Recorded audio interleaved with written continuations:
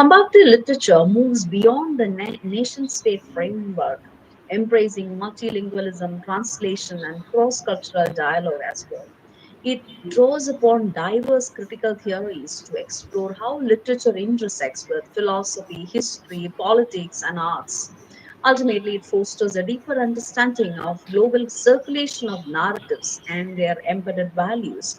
As we all know, if we take a look at our hands with our naked eyes, we don't see many things. But if we use a lens, a magnifying lens, there are a lot of things which are invisible to our naked eye on our palms, right? So, likewise, if we use certain theoretical frameworks to read these concepts in comparative literature, it will give a nuanced, lot of new things, the lot of new interpretations, new meanings, the wide range of meanings which are there in these different texts and narratives. So, various cultural and critical theories actually enable us to read. Uh, Gender and migration in a very nuanced manner. So, gender in comparative literature involves examining how literary texts across cultures and time periods represent, construct, and challenge notions of femininity, masculinity, queerness, and non binary identities. Actually, there was one session on gender. A few of these topics were already dealt with, and this interrogates the ways in which gender is performed, enforced, or resisted through language, through form, through the narrative structures used, and so on. Drawing on feminist theory, queer theory, post colonial criticism, intersectionality, this approach reveals how literature reflects and critiques gendered power dynamics. It considers how bodies are inscribed with meanings, how voices are granted or denied agency, and how gendered identities are shaped by race, class, and geography. Comparative gender analysis attends to both universal patterns and culturally specific expressions of gender. In doing so, it enriches our understanding of literature as a site of both social control and creative resistance. We'll be looking at a few concepts which help us in reading gender in comparative literature. First and foremost, one is representation and construction of gender. Literature plays a very crucial role in constructing and critiquing gender, especially gender identities, through character development, through the narrative voices, the stylistic choices of the author. The traditional stereotypes, such as the angel in the house, the heroic female, are all disrupted to reveal societal expectations. Texts explore how these characters enact or resist the gender roles in various cultural settings. Few theories which will enable us to do so, to explore such things. One is Judith Butler's theory of gender performativity that argues that gender is not innate but performed through repeated acts. This helps This helps us to understand how literature portrays gender as fluid, unstable, and context dependent. Comparative analysis can show how these representations differ on or converge across cultures and across the time periods. Theories by Judith Butler, that is the performativity, gender trouble, these aspects in comparative literature. Secondly, oppression. Another very important theme that you find again and again from literature time immemorial is power, patriarchal structures, families, legal systems, and religious institutions that restrict the freedom of women and marginalized genders. Characters often suffer silencing, violence, or punishment within these systems, revealing the mechanics of gendered power. Literature also serves as a resist or subvert patriarchal norms through subversive characters and plots. Michael Foucault's theories on power and discourse help us to understand how authority functions through language institutions. Gayatri Spivak's theory on subaltern helps us to analyze how literature gives voice to the marginalized within the hierarchies of power. Thirdly, it's about gender and the body. Another very important aspect that we see in reading gender in literature, not only in comparative literature. The body in literature is often depicted as a site of gender inscription, vulnerability, and often resistance. Themes such as menstruation, childbirth, illness, sexuality, bodily trauma, the essentially female experience, they reflect how gendered bodies are politicized or celebrated. Metaphors and symbols like scars, blood, mirror, and all these, they frequently encode bodily experience. Susan Borrow's theory of the disciplined body helps analyze how bodies are shaped by social norms. Elizabeth Gross and Julia Kristeva provide insights into the relationship between the body, identity, and language. In comparative literature, different cultural understandings of the body emerge: the sacred, the polluted, the erotized, the politicized. So the key theory which enable us to do is that of Julia Kristeva's theory of abject. Then Susan Borrow's theory on feminism and the body, Elizabeth Gross, the volatile bodies. All these theories give a framework, a conceptual framework to read how body is being represented in literature, in various narratives. Next very important aspect is intersectionality. Kimberly Cronshaw's concept of intersectionality explores how gender interlocks with race, caste, religion, sexuality, disability, because all these cut across the gender constructions or representations. It differs based on class, religion, based on this disability and so on. It critiques one size fits all gender analysis by highlighting overlapping systems of oppression. Comparative literature provides a very rich canvas to analyze these intersections in different cultural contexts. For example, Dalit feminist writings in India expose caste, gender violence, while if you take Black feminist texts in the US, they articulate race and gender injustice in a very different way. Chandra Chalpare Mohanty critiques Western feminisms as assumptions. That concept also helps us. This lens fosters the reading of gendered subjectivities. Intersectionality, Mohanty's under Western eyes, those are very critical frameworks which will enable us to read intersectionality in comparative literature. Next topic is sexuality and desire, which is portrayed from time immemorial. Literature encodes, explores, and raises human desire, especially pure, non-normative, or transgressive forms, which is not the usual, the abject, as Kristeva says. Desire is often depicted in symbolic, metaphorical, and fragmented ways, particularly in the context of censorship. Queer theory, especially of Eve Kozoki's work, helps to interrogate the binaries of heterosexual, homosexual, and normative and non-normative. These binaries are being dealt with. Foucault's history of sexuality also informs readings of desire as culturally produced and historically shifting. Comparative literature allows flow for exploration of desire across tradition. It is depicted in a very different way, from Urdu poetry to Japanese poetry to modern pure fiction. These readings disrupt fixed ideas of sexual identity and explore a very fluid, embodied experiences. Next is space and gender. Access to physical, cultural, and intellectual spaces is often gendered in literary text. Women are typically confined to private domestic spaces, while men dominate the public and political realm. The trope of the wandering woman, exiled daughter, or the domestic angel reveals gendered constraints on movement. Henry Libera's theory of production of space helps in reading how spatial practices are gendered. And another very important text which we can refer to is A Room of One's Own by Virginia Woolf, which remains a foundational text on women's exclusion from the intellectual space. Comparative texts explore diasporic mobility, exile, and homemaking through gendered lenses. Next is voice and agency. Narrative voices in literature often reflects who has the right to speak and whose stories are heard and whose stories are deleted or erased from the history.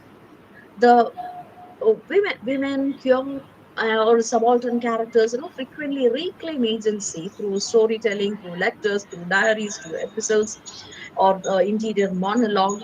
The use of first-person narratives, stream of consciousness, or polyphonic structures become politically significant. Helen Sisso's concept of écriture feminine emphasizes writing the body and reclaiming the female voice. Comparative literature shows how narrative forms differ culturally but often share a goal of resisting silencing. Voice becomes both a narrative tool as well as a political act. Helen Sisso's theory on écriture feminine, Mikhail Bakhtin's theory on polyphony helps us to analyze this voice and agency in literature. Another very important concept is trauma and memory. Trauma affects narrative structure, memory, and language, often emerging as silence, repetition, or fragmentation. Literary representations of gendered trauma, rape, war, domestic violence offer testimony, witness, and healing. Kathy Caruth argues that trauma resists full representation and returns belatedly in the form of symptoms. Dominic Lecapra, uh, Jeffrey Hartman, they're all theorists, trauma theorists. They distinguish between acting out and working through the trauma via different narratives. Gender trauma may also be generational, as shown in refugee or diasporic literature. Comparative literature analyze how different traditions express and cope with trauma through myth, through rituals, through testimony. The key theorists that you can refer to are Kathy Caruth, Dominic Lecapra, Shoshana Feldman, and so on. Queer and non-binary identities is another important concept which we have actually talked about earlier as well. This comparative literature explores diverse expressions of this non-binary and queer identities, across time and across cultures, from androgynous figures in ancient mythical stories, ethical epics, to modern transgender narratives. Literature challenges fixed binaries. Judith Butler's critique of binary gender informs queer readings of literary reveal suppressed queer traditions in colonial context. Literature becomes a site to imagine, to assert, to celebrate queer being and becoming. The last concept that notice is myth, religion, and certain cultural scripts that we find in these narratives. Myths and religious narratives shape cultural attitudes towards gender, often reinforcing patriarchy. Literature reimagines figures like Sita, Medusa, or Eve to question their traditional roles as submissive, full of vengeance, or the fallen woman. Feminist and queer retellings disrupt these dominant readings of such figures and offer empowering alternatives to it. Roland Barthes' theory of myth shows how cultural narratives naturalize certain ideologies. Andrew Rich's concept of revision, there is no revision, emphasizes rereading and rewriting from a new and a resistant point of view, from a new perspective. Combative literature enables cross cultural retellings that resist essentialist gender roles. Coming to migration in comparative literature, it reflects dislocation, hybridity, trauma, and resilience. The themes which can be interpreted through multiple comparative and theoretical lenses include displacement and exile, language, translation and silence, identity, hybridity, memory, nostalgia, homeland. So we'll see a few of these concepts which are very core to the reading of migration in comparative literature. One is first is displacement and exile. Migration often entails both geographic dislocation as well as emotional estrangement. They may not have crossed borders, but emotionally they are not present in that place. Emotionally they are exiled. So exile may result from war, colonialism, religious persecution, economic hardship, and carries with it a profound sense of loss and alienation. In literature, displaced characters often grapple with fragmented identities, and severed ties to their homeland. Texts such as Edward Said's Reflections on Exile argue that exile is both a condition of a suffering and a vantage point for critical insight. Comparative literature allows us to examine how exile is represented across cultures as loss, as a survival, or as a mode of resistance. Narratives of exile may be melancholic, but they also open up transnational dialogues on memory, on belonging, about native homeland, and so on. Key theories by Edward Said, Homi Baba will enable us to do a nuanced reading of displacement and exile in comparative literature. The next concept is language translation and silence. Migration often results in linguistic displacement, loss of the mother tongue, translation dilemmas, or the inability to express trauma. So there was one argument made in our previous lectures, how certain things are translatable and certain things are not. But there was one argument that all things are translatable, but there is this dilemma involved, and also because of the inability of certain trauma, because certain experiences, certain traumatic experience cannot be put into a narrative.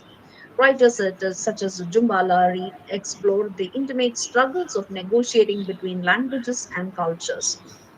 Translation becomes both a metaphor and a material act, conveying both connection and untranslatability. The poetics of silence in migrant literature reflects what is unspeakable or repressed, such as trauma, identity loss, marginalization, transgenerational trauma, and so on. Gayatri Chakravarti's Spivak's essay, Can Subalterns Speak? Highlights how language can function as both agency and erasure. Comparative literature allows us to track how multilingualism and translation shape narrative voice and literary aesthetics. Third concept is identity and hybridity. Migrants often live in a liminal space, maybe on the threshold, not fully belonging to either the homeland or the host culture. They occupy a space in between. This hybridity creates new syncretic identities that resist essentialist national or cultural categories. Homi Baba's notion of the third space is crucial here, describing a creative site where hybrid identities are formed through negotiation. Literary characters in the works like Sadie Smith's White Teeth or Chimamanda Ngozi Adichie's Americana embody complex, layered identities. Comparative literature enables the analysis of how hybrid subjectivities are constructed in different historical and cultural contexts. Hybridity challenges dominant discourses of purity, authenticity, and belonging. Key theories include Homi Bhabha's third space and hybridity, Stuart Hall's cultural identity and diaspora, and etc. The next concept is memory, nostalgia, and homeland. For many migrant writers, home becomes a mythical or a symbolic space shaped by longing and selective memory. Literature explores how memory is preserved. Not all memories, but certain memories are selected based on certain ideologies, subjective, based on subjective, how they are preserved, distorted, or ritualized in exile through food, through stories, through certain narratives, music, and rituals. Salman Rushdie's concept of imaginary homeland suggests that migrant memory constructs home through fragments and imagination.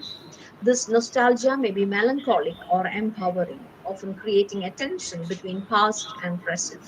Theories of diaspora and host memory help interpret how trauma, history, and longing are passed down in migrant communities.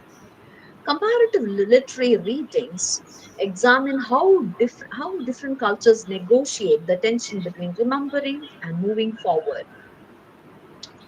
Theories like theories by Salman Rushdie on imaginary homelands, Marian his theory on host memory, James Clifford's theory on diasporic memory help us to make a nuanced reading of these things. Borders and belonging.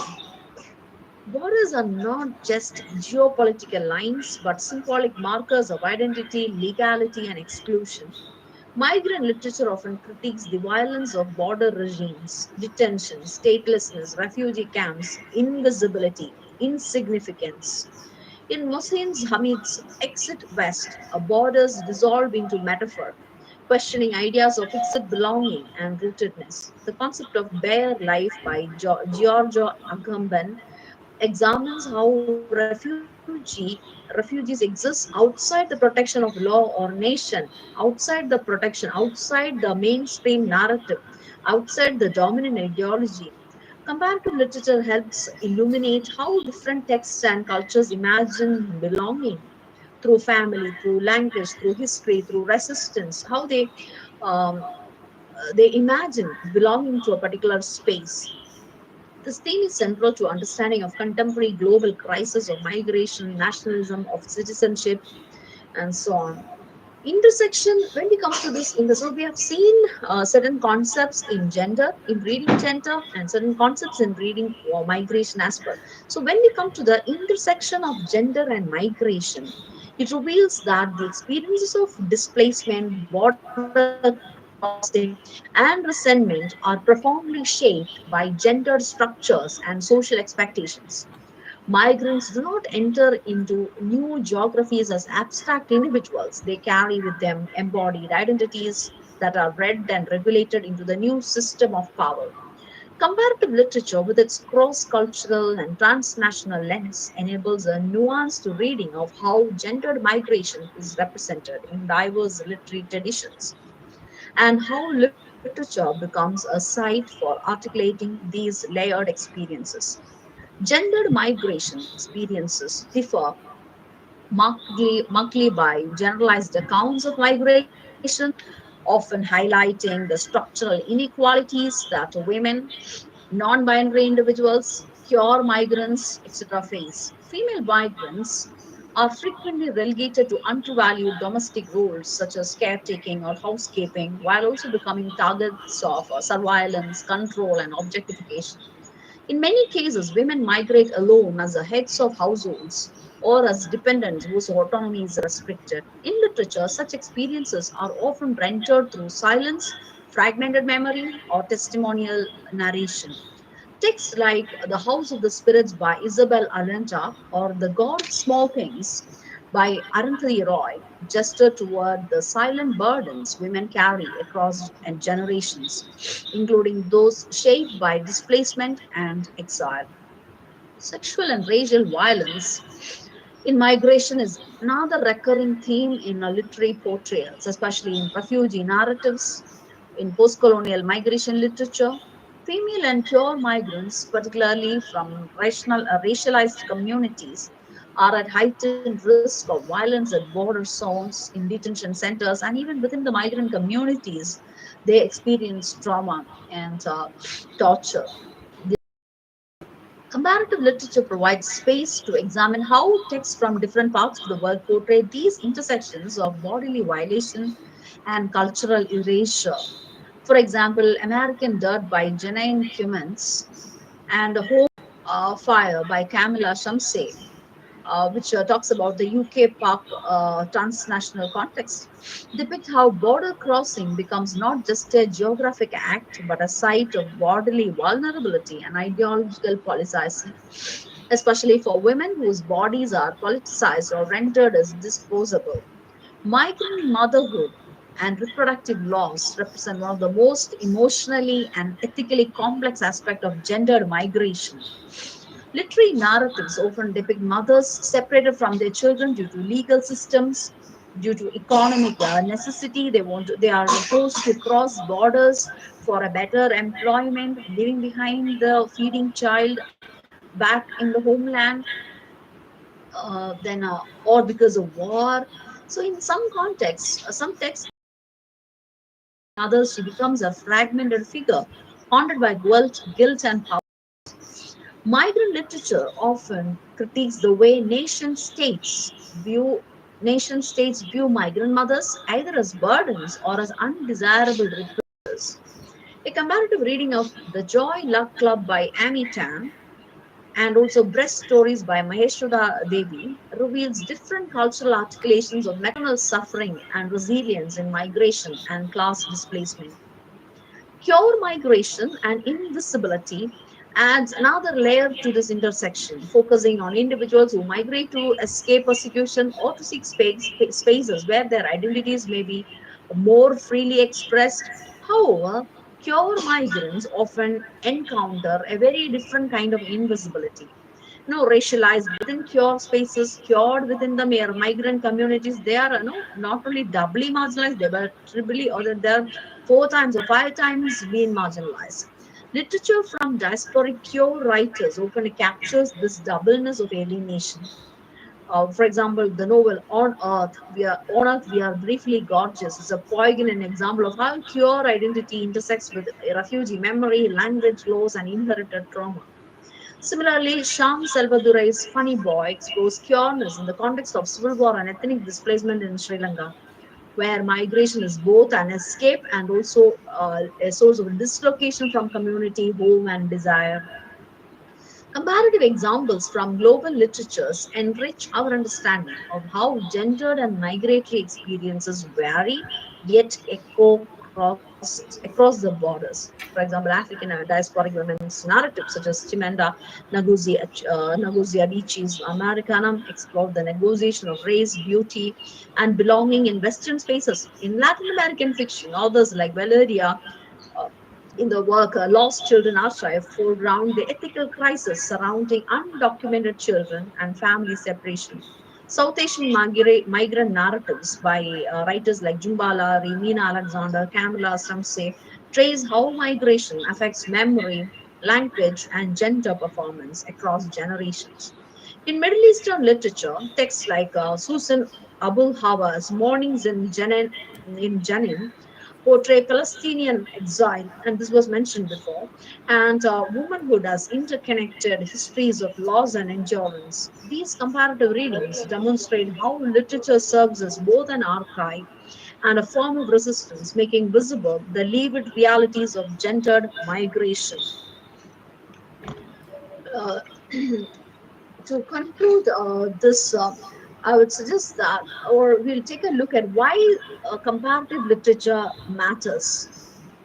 Comparative literature offers a very powerful interdisciplinary method for analyzing how gender, migration, language, and all these shape human experience across cultural and national boundaries. And it allows us to move beyond a singular monolingual perspectives and engage with the complexity of identities shaped by hybridity, exile, trauma, and resistance. By placing text from different traditions in conversation, it becomes possible to deconstruct the essentialist notions of identity, essentialist notions of gender and nation, and to foreground how these constructs are narrated, performed, and contested in literature.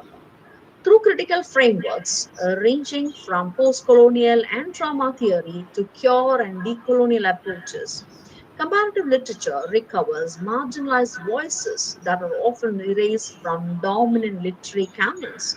It highlights how stories of migration and gendered existence differ across regions, yet resonate through shared struggles for dignity, voice, and belonging. This field fosters a very deep awareness of how power, language, and memory operate in the production of literary meaning. Ultimately, it contributes to more inclusive and justice oriented interpretations of the world, reaffirming literature's vital role in imagining alternative experiences. And I would like to end the session by giving an example of how we can read gender and migration in comparative literature using one approach. So, the theory that I have selected here is trauma theory. So, we have seen that many theories actually allow us to read gender and migration from multiple lenses. We can use multiple theories to bring out the nuances of gender and migration in comparative literature. So, reading gender and migration in comparative literature using trauma theory, we'll actually take a brief look at this. So, trauma theory originated in psychoanalytic and literary responses to the aftermath of war, especially Holocaust during the Second World War. Over time, it has broadened to encompass a wide array of individual and collective experiences marked by violence, loss, dislocation, interpretative lens to understand how such experiences are represented, often not through direct articulation but through silence, fragmentation, and repetition. So it is very important because trauma theory offers a very valuable interpretive lens to analyze these things. Kathy Carruth's foundational work, Unclaimed Experience, which came out in 1996, frames trauma as an event that is not fully experienced at the moment of its occurrence. Instead, it manifests very sometime later, indirect, often disruptive forms through memory lapses, through nightmares, through narrative disjunctures. So this is very important because it is very crucial, or it's very common in migrant narratives because of the migrant immigrant experiences of alienation and exile. So this trauma of exile can be better analyzed or better read through the lens of trauma theory. It manifests later. No, this trauma manifests very much later in life. According to Karuth, trauma defies complete representation. It returns in the form of belated and involuntary repetition, creating a rupture in time and consciousness. This insight is particularly relevant to migrant literature, where traumatic pasts are often hinted at through metaphors, through silence, through non-linear storytelling. Another theorist, that is Dominic Lacapra, introduces the crucial distinction between acting out and working through. Acting out refers to the compulsive repetition of traumatic memory, maybe in a new land that they have immigrated to, or some other place. They reenact the traumatic memory, keeping the subject locked within it, while working through involves a process of reflection and expression, enabling a partial integration of the traumatic experience into the narrative of the self. Many migrant narratives oscillate between these two states, some depicting the protagonist haunted by the past violence, while others use narrativization as a way to reclaim agency and forge continuity and to cope with the trauma. Dory Loeb and Shoshana Feldman, particularly in Testimony, Crisis of Witnessing in Literature, Psychoanalysis, and History, focused on the ethical and political stakes of bearing witness. They argue that testimony is not simply a recounting of a past trauma, but a dialogic act that involves both the speaker as well as the listener. For marginalized individuals such as refugees, exiles, or survivors of sexual violence, or women, literature often becomes the only space where their trauma can be voiced. And through these narratives, they are not just recounting suffering, they are not winning out their feelings, but affirming their existence and asserting their right to be heard. So these concepts are especially potent when applied to gendered migration literature and other narratives. Female and queer migrants often endure multiple layers of trauma: geopolitical displacement, sexual violence, familial rupture, and social erasure. Their stories are frequently narrated in fractured, non linear, or lyrical forms that reflect both the difficulty of expressing trauma and the necessity of doing so. Whether through testimonial narratives, allegorical fiction, or poetic fragments, gendered migrant literature embodies trauma not as a completed story, but as an ongoing struggle to find words for what remains largely unspeakable. By using trauma theory within the comparative literature framework, scholars can explore how different cultures and languages encode trauma, how trauma travels across generations, how gender inflects the experience and expression of suffering. This approach not only deepens our understanding of literary form, affirms literature's role in creating space and healing across boundaries. Trauma theory provides a powerful framework to understand how migration is experienced differently along along gender lines. Women and queer individuals often face forms of trauma due to their social roles, cultural expectations, and vulnerabilities in transit. In comparative literary studies, trauma theory sheds light on how these individuals narrate their displacement, embody their pain, and challenge dominant historical and national narratives.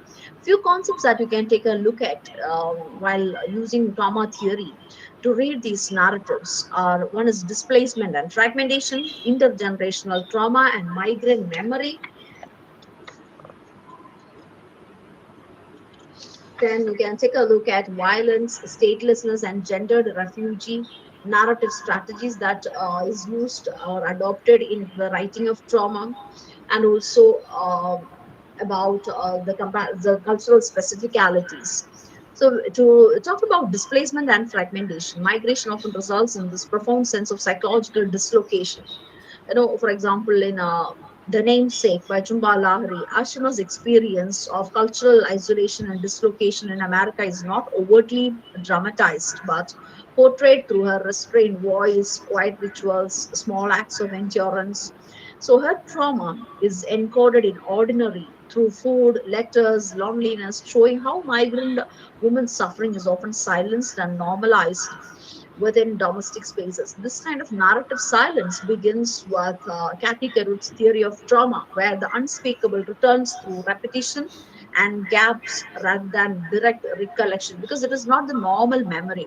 So, if it is a very sweet memory, it comes back with a beginning, middle, and end. There is a proper chronology. But if it is a traumatic memory, so as far as this migrant experience are concerned, the gendered experiences are concerned, most of these they are not actually, they don't have a proper beginning, middle, and end, because what happens is that it is traumatic, and at that time of that event it is not fully registered.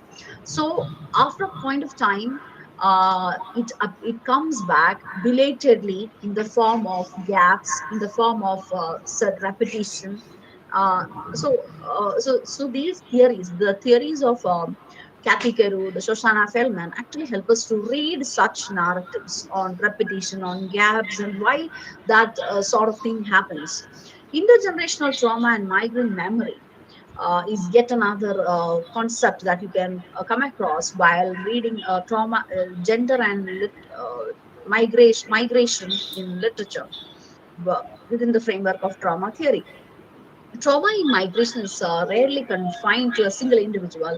It often spans generations, because it is passed down from one generation to the other unknowingly. Children of migrants frequently inherit this emotional and psychological burdens through incomplete stories, inherited silences, and cultural dissonance. This concept is central to Dory Lob's idea of the witness, or to the witness, where the trauma is relived and carried forward by those who listen and inherit. In The Joy Luck Club by Amy Tan, the daughters struggle to interpret their Chinese mother's histories of war, sacrifice, and exile. The intergenerational dialogue is fraught with cultural and linguistic gaps, making healing a very complex process of translation, both literal and also emotional. Likewise, Ocean Walks on Earth We Are Briefly Gorgeous uses the form of an epistolary novel to explore inherited trauma. The narrator, a pure Vietnamese American son, writes to his illiterate mother, fusing personal memory with collective historical violence. The letter becomes both a confession and an archive of intergenerational pain, emphasizing the fragmented, intimate transmission of trauma. And the theories on intergenerational trauma, which will open new meanings into these narratives. Violence, statelessness, and gendered refugee is yet another concept that you can come across. Forced migration, especially during war or persecution, magnifies trauma through violence, sexual exploitation, and legal erasure. Women and pure migrants often bear the brunt of caregiving burdens while simultaneously being denied protection and voice. In Christy Lafayette's The Beekeeper of Aleppo, the protagonist, Nuri's wife, that is Afra, embodies gendered dimensions of refugee trauma.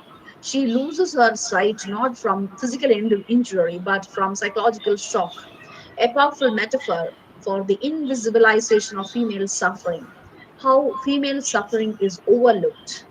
Her silence is not passivity, but survival strategy, echoing Shoshana Fellman's notion that testimony can take the form of absence and silence. Another novel, that is Exit West, uses magical realism to depict the refugee journey, collapsing geographical borders into symbolic doorways. As characters step through these doors, mirroring the instability of identity in exile, gender roles shift dramatically. Men become vulnerable, women assert new agency, and traditional binaries are disrupted. Trauma in this text becomes both an individual wound and a global condition, mediated through lyrical yet disorienting narrative structure. So we can coming to the narrative strategies used in such writings of trauma. We find certain common aspects like fragmentation, multiple perspectives, silences and ellipses, gaps, multilingualism, or untranslated words. Migrants' trauma is often inexpressible through conventional narrative forms because writers employ experimental and symbolic techniques to convey the most or the intense psychological fragmentation and memory distortion. Drawing on Dominic Lacapra's distinction between acting out and working through, migrant literature often oscillates between reenacting trauma and attempting to process it through language as well. Common narrative techniques that we can come across is fragmentation. Reflects how fractured memory, as seen in The Shadow Lines by Amitav Ghosh, where time collapses and identities blur across boundaries, multiple perspectives, which allow emotional complexity and plural truths, highlighting the fluidity of identity in transit. Silences and ellipses symbolize the unspeakable, creating space for reader inference and emotional resonance. Multilingualism or untranslated words signal cultural hybridity and linguistic estrangement, as in works of diasporic writers like Edwidge Danticate. Some words are untranslatable, some phrases are untranslatable, some rituals are untranslatable.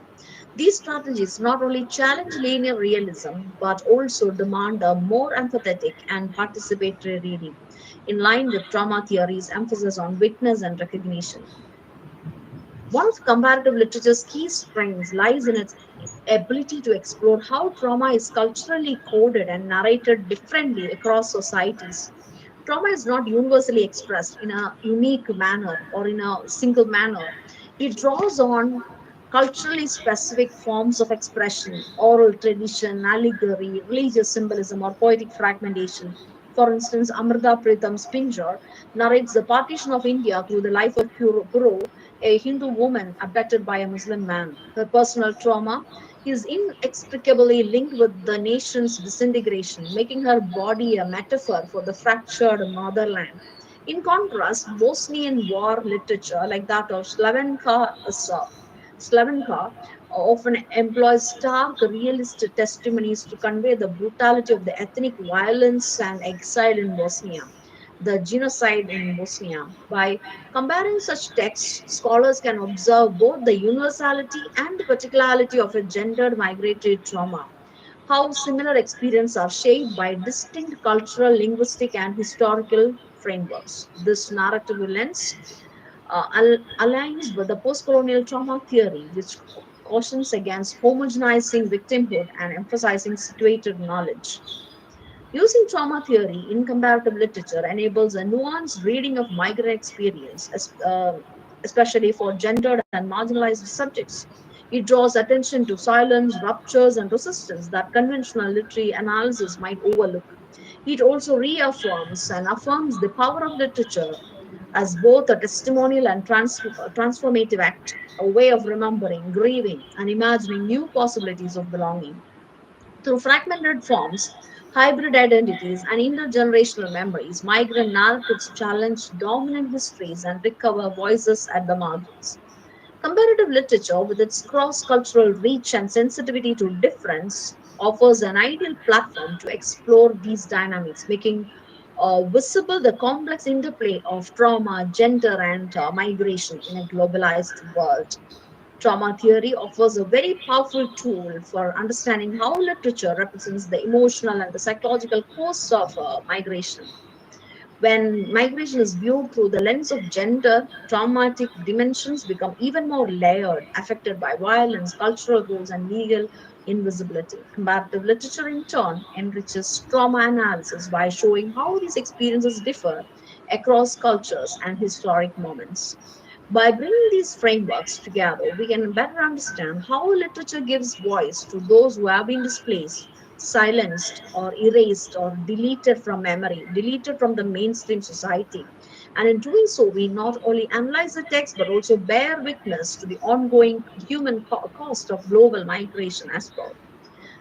Thank you.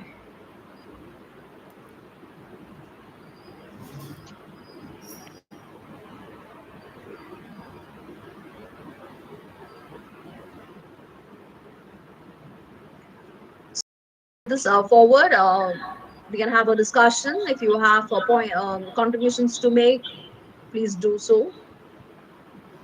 Thank you, ma'am, for your insightful presentation. The floor is open for questions. The participants can ask any questions if you want.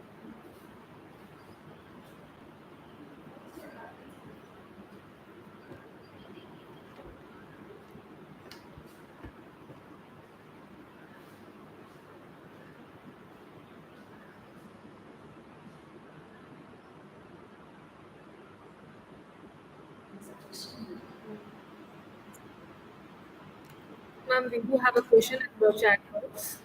Yes, can you please suggest some writers to discuss about Holocaust?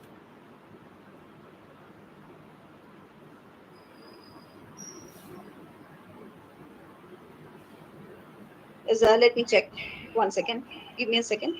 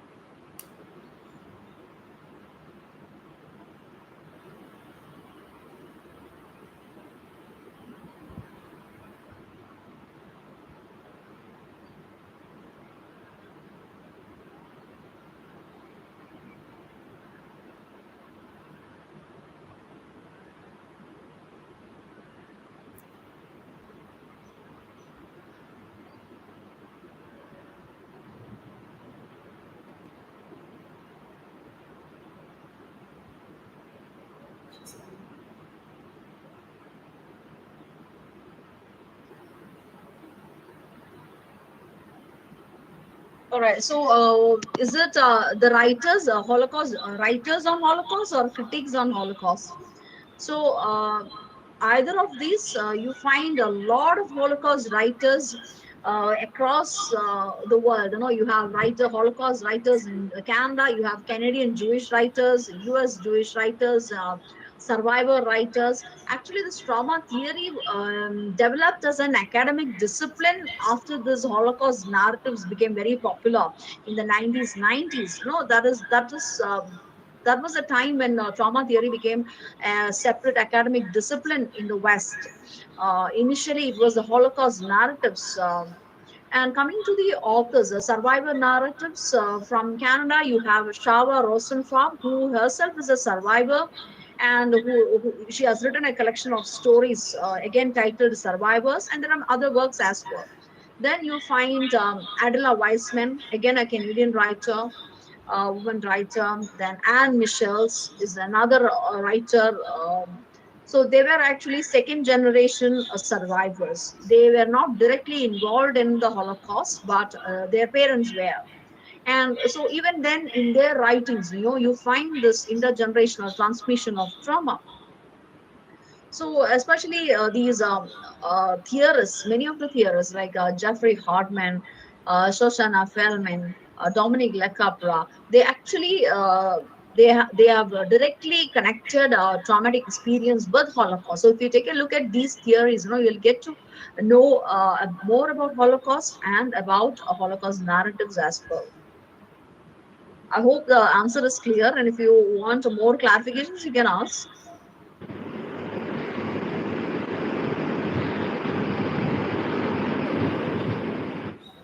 There was one more question. Let me check.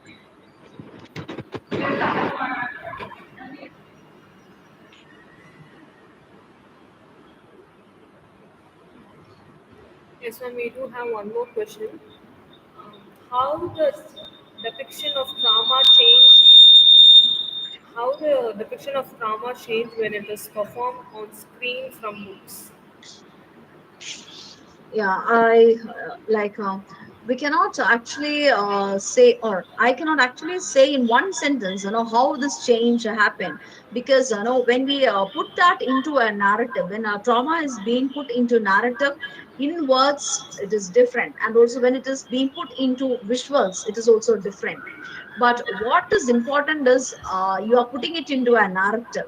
So there is one aspect in trauma theory, that is narrativization of trauma, whether it is put into a narrative in one way, with a right, in a linear way, in a right chronological order also, or whether it is fragmented, whether it is visual, whether it is what is important is you are putting it into a narrative, because at the time of trauma it is not being completely registered. So in order for the healing to happen, no, you have to put it into a narrative. The authenticities of the narrative is not taken into account, when you actually talk about trauma, because what is important is you are putting it into a narrative, and that is the first step towards recovery. So of course there are a lot of differences in putting trauma into onto the screen, and also when you are writing it, because of the technological or the technical aspects involved when you put it on the screen. And also when you are writing it, you're purely using language alone, without any prose and without any props, which can be used when it is being portrayed in on a screen. Like for example, the nightmares and the rapid, a lot of things are much easier to depict when you are putting it on the screen, because there is a visual element, it's a 2D element, it's actually different audio visual elements are there, audio and visual dimensions are there. But when you are writing it, it is only one version that you are getting. You cannot actually have the visual or the audio element involved, and it's only the literal element dimension that you get when you are reading, or when it's put into a book. I hope the answer is clear. Rajni ma'am, after all this research and other things, do you still believe that migration gives enough freedom for women to practice their sexuality? Or do you feel that it is still an illusion? It's what I personally feel about people who have migrated themselves to foreign countries, and are they free enough to practice their sexuality, or is it a mere illusion? Like the process of assimilation also, how it occupies the liminal space, after some time. So I feel this also. I think. Either they are ostracized completely, or else they join that particular type of community and they become the other by themselves, including the queer people also. People from India or other places, when they suppose the queer people, they move to America or those places where they are agreed, where they are acceptable by that kind of society, so they form um, themselves as the other group. what I understand is it's not that moving from or crossing borders will give free expression to sexuality, no matter what, no matter the binaries, or whether it is pure or so. But there are certain societies, like any migrant experience, at some places they are accepted, but it is not a universal thing. We cannot say that you cross the borders and you get the freedom in everything, especially women, or especially the queer community. They are still marginalized, they still occupy, even not only the migrants, even the natives there are marginalized. They also experience the same, not the same, but on different levels, the trauma of being the abject, trauma of not conforming to the traditional gender roles and so on. So they still, there is this element of trauma involved, there is this element of marginalization involved. But certain societies, maybe because of certain things, when we talk about India and many societies in India, many states and many places where people are more conventional, more religious, and there is no free vent. You cannot freely vent your sexuality, especially women cannot. And in that context, you get a better a platform to express yourself, express your female experience. That is true, of course. You get a platform for that. But we cannot completely say that you get you get immense freedom, or it is not universal. But there is, relatively, you there is a relativity. It's relative freedom is of course there. That is what, through narratives we get to know. There is one question about authenticity. So that is one very important question, because there are different theories on narrativization of trauma. So what these theorists say is that it is not about the authenticity of the narrative. So because most of the time, a survivor, a victim, is trying to come out of that state of victim, and to emerge as a survivor, he or she needs to put that into a narrative. Whether it is authentic or not, it is not important. Because you go to a counselor, you go for counseling, and you give a account of what happened. So all the details may not be true, because your the memory in the stretch of memory, these trauma, there is gaps because of that traumatic event. So those events, those gaps are filled either with the memories of the event, or we try to imagine things, or psychologically there are a lot of other, because of other contributions that we get through television, through through different ways. We create a narrative. The victims, they try to create a narrative.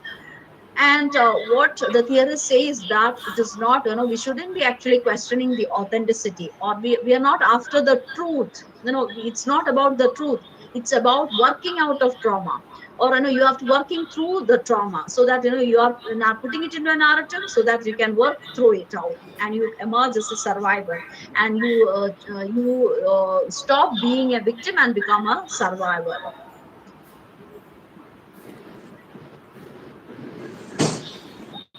Thank you, ma'am. Thank you so much for your session and patiently answering all the questions. Thank you all for joining. The feedback link will be shared immediately. Thank you all.